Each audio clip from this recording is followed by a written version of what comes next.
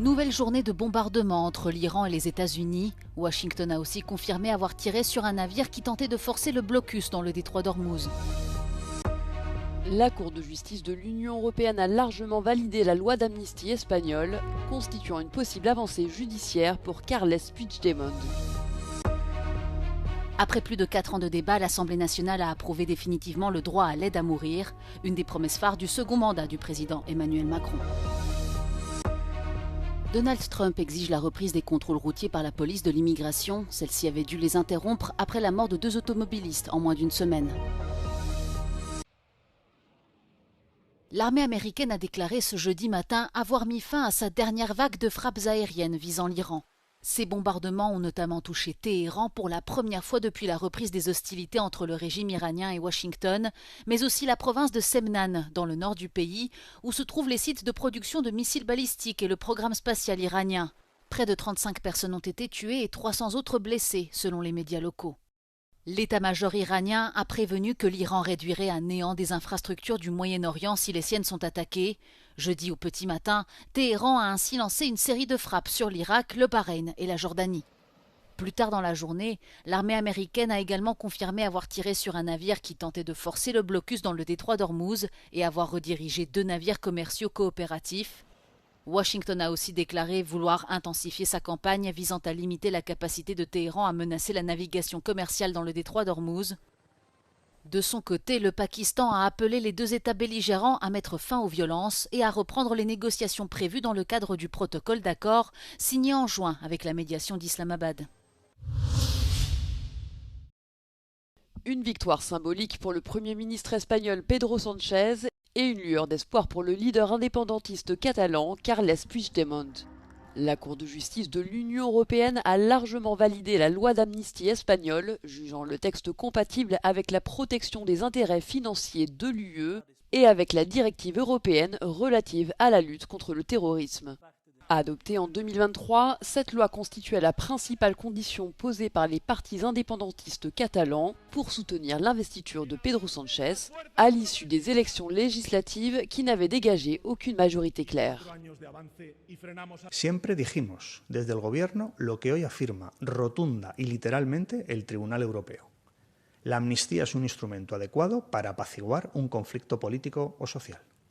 La amnistía pretende reducir las tensiones institucionales y políticas generadas por el proceso de independencia de Cataluña y facilitar un escenario de reconciliación.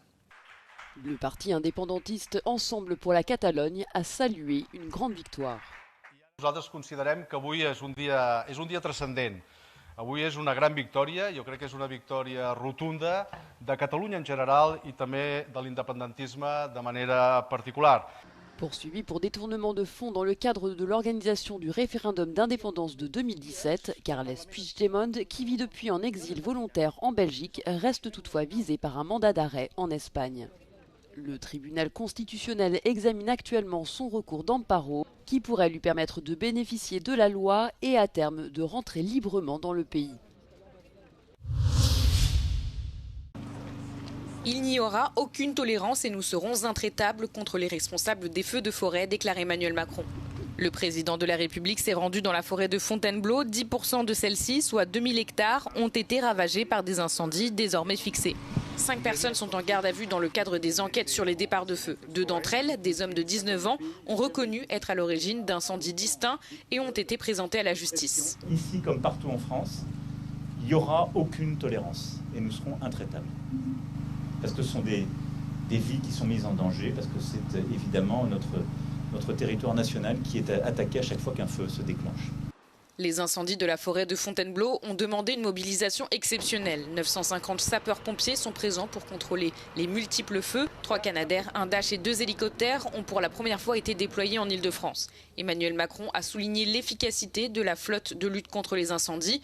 Depuis 9 ans, on réarme la protection civile, déclare-t-il. En effet, en 2024, 6 pays européens, dont la France, ont passé une commande commune de 22 Canadair.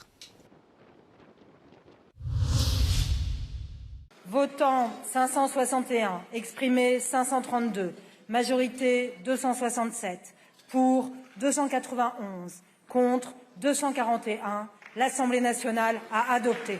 L'aide à mourir est désormais un droit. Après 4 ans de débat et plus de 8000 amendements, la loi vient d'être définitivement adoptée ce mercredi à une large majorité à l'Assemblée nationale. Un droit sous condition, être majeur, français ou résident stable, atteint d'une maladie grave et incurable en phase avancée, éprouver des souffrances insupportables et être apte à exprimer sa volonté jusqu'au bout. Le dispositif exclut donc les personnes dans le coma ou atteintes de la maladie d'Alzheimer. Les patients concernés devront faire une demande écrite à un médecin qui devra proposer de bénéficier de soins palliatifs. La demande sera examinée par un collège de professionnels et la décision sera notifiée sous 15 jours. Si elle est positive, le malade doit attendre au moins 2 jours pour confirmer sa demande. Puis, à la date de son choix, le patient s'auto-administrera la substance létale en présence d'un médecin ou d'un infirmier. S'il en est incapable physiquement, il peut demander aux professionnels de faire le geste. Médecins et infirmiers pourront eux exercer une clause de conscience. La France va ainsi rejoindre le cercle restreint des nations ayant ouvert ce droit, de la Belgique aux Pays-Bas en passant par la Suisse, le Canada et l'Uruguay. Cette réforme avait été portée sur les fonds baptismaux par Emmanuel Macron en 2022 en lançant une convention citoyenne qui s'est prononcée en février 2023 pour l'instauration d'une aide active à mourir. La loi doit encore être examinée par le Conseil constitutionnel, saisi par le Premier ministre Sébastien Lecornu. L'institution aura jusqu'au 15 août pour se prononcer. Pas de queue, pas d'attente, pas de personnel. Voici la première pharmacie entièrement autonome d'Europe qui vient d'ouvrir à Lisbonne. A jornada do consumidor nesta parafarmácia começa à porta. É aqui que é apresentado meio de pagamento do qual será debitado o valor final gasto no interior do estabelecimento. Pour entrer dans ce magasin, il suffit juste de scanner sa carte bleue. Celle-ci est validée lors de la fermeture de la porte et permet de faire les achats. Tout le processus est personnalisé et adapté aux préférences de chaque client. De ter uma experiência de compra rápida, de entrar, pegar no que precisa e sair em menos de 1 minuto, não tem filas, não tem caixas, não tem nada que dificulte a sua jornada na loja, ou pode vir e verificar e ler os ingredientes de 30 produtos, estar aqui meia hora a escolher antes de levar. É bocadinho dar ao consumidor a opção. Après être entré, avoir parcouru les rayons, sélectionné et pris les articles voulus, il ne reste plus qu'une dernière étape, passer à la caisse. O último passo desta jornada consiste então em confirmar os produtos que vamos adquirir e finalizar a compra. Tout ceci est possible grâce à une combinaison de caméras et de capteurs qui suivent les déplacements du client dans le magasin, le tout géré par intelligence artificielle. Accessible 24 heures sur 24, la pharmacie a ouvert ses portes en novembre, d'abord dans le cadre d'une phase de test qui vise ici à séparer les services pharmaceutiques des fonctions purement commerciales. Les employés n'entrent dans le magasin que pour réapprovisionner les rayons et l'assistance client est accessible d'un simple clic. Le nombre de clients augmente de mois en mois. Ao início as pessoas tinham muito receio de entrar, tinham muito receio até de sair depois de estarem cá dentro, porque como não tem caixas, as pessoas tinham a sensação de que podiam ser acusadas de roubo ou alguma coisa, e agora estão cada vez mais confiantes de que a tecnologia funciona, que as acompanha. Avec une surface totale de 85 mètres carrés, le magasin propose pratiquement tout ce que l'on trouve dans une pharmacie, notamment des produits de soins de la peau, des compléments alimentaires et des produits d'hygiène bucco-dentaire. Mais les médicaments sur ordonnance ne sont pas disponibles ici.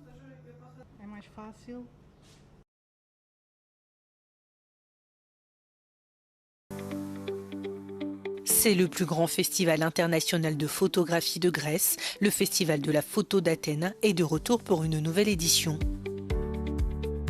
Cette année, 70 artistes et collectifs d'artistes venus de 30 pays participent à l'exposition principale. Axé sur la photo contemporaine, le festival explore les enjeux, les défis et les complexités actuelles. Δεν υπάρχει μια κοινή θεματική όπου όλες οι εκθέσεις και τα έργα που παρουσιάζονται ενσωματώνονται σε αυτήν. Ούτε υπάρχουν επιμέρους θεματικές κατηγορίες. Τον καλούμε ουσιαστικά να δει τη φωτογραφία πέρα από τη φωτογραφία ως αυτόνομο έργο, αλλά πώς νεματοδοτείται και πώς υπάρχει μέσα στο χώρο, πώς το έργο του ενός καλλιτέχνη συνομιλεί με τους άλλους καλλιτέχνες, πώς επιτυχάνονται συνδέσεις ή ρήξεις μεταξύ τους. Μας ενδιαφέρει να θέσουμε πολλαπλά ερωτήματα πέρα από το τι σημαίνει καλή φωτογραφία. Μας ενδιαφέρει ο ρόλος που καλείται να επιτελέσει φωτογραφία στη σημερινή κοινωνική πραγματικότητα. Πότε η φωτογραφία γίνεται αρχείο, πότε η φωτογραφία γίνεται μαρτυρία, πότε γίνεται μυθοπλασία, πότε γίνεται πολιτική πράξη, πότε γίνεται διαμαρτυρία. Le festival met également en place toute une série d'initiatives spéciales qui se déroulent aussi bien pendant l'événement que tout au long de l'année. Ces projets renforcent sa mission en soutenant des artistes émergents, en promouvant les pratiques photographiques et éditoriales, en consolidant les liens avec l'environnement urbain et en encourageant la recherche artistique. L'exposition principale est complétée par un programme public dynamique, favorisant ainsi le dialogue et la participation active du public. Η φωτογραφία είναι από τη φύση της ένα ανήσυχο μέσο. Είναι άρρηκτα συνδεδεμένη με την τεχνολογία και καλείται διαρκώς να ενσωματώνει ό,τι αλλαγές αυτή επιφέρει. Και κατ' επέκταση και οι ίδιοι δημιουργοί που καλούνται αργά ή γρήγορα να πειραματίζονται και να ενσωματώνουν στην πρακτική τους τις νέες τεχνολογίες. Αντίστοιχα, το φεστιβάλ καλλιεργεί αυτή τη συζήτηση. Le Festival de la Photo d'Athènes se poursuit jusqu'au 26 juillet au musée Benaki situé dans la capitale grecque. Créé en 1987, l'événement est organisé par le Centre hellénique pour la photographie.